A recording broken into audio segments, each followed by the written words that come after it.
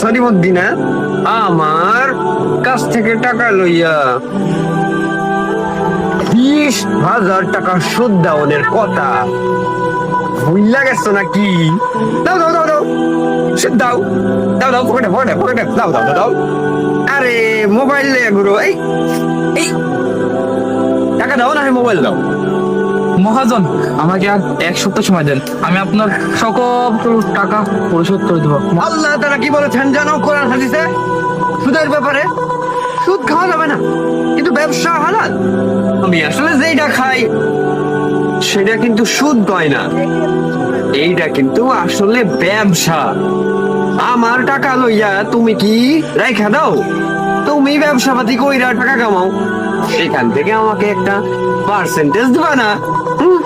ব্যবসা তো হালাল, ওই টাকাটাই তাড়াতাড়ি দাও। এই দাঁড়াও, কি আদেশ বলছো এদের? সঠিক আদেশ বলছো তুমি? তুমি এটাকে ব্যবসা কি করে বলছো? তুমি এই একটা টাকা দিচ্ছ, ওই টাকা তুমি সুদ সহকারে নিচ্ছ, কিন্তু তুমি যদি ব্যবসা হিসাবে দিতে টাকা, তাহলে তুমি এর মধ্যে লসও থাকতো লাভও থাকতো। কিন্তু তুমি দিচ্ছ কি টাকা একটা অ্যামাউন্ট দিয়ে নির্দিষ্ট সময়ে তুমি তার থেকে একটা পার্সেন্টেজ হারে সুদ নিচ্ছ, তাহলে এটাকে ব্যবসা বলে না, এটা সুদ বলে। আর একটা হাদিস শোনো, যে হাদিস সুদ দেয় এবং নেয় দুজনেই অপরাধী। এবং কি একটা কথা আছে শুনো, যে সর্বনিম্ন পাপ, সুদখারীর সর্বনিম্ন পাপ হচ্ছে মায়ের সাথে 39 বার জিনা করা, এবং সর্বোচ্চ পাপ হচ্ছে আল্লাহ ও রসুলের সাথে যুদ্ধ ঘোষণা করা।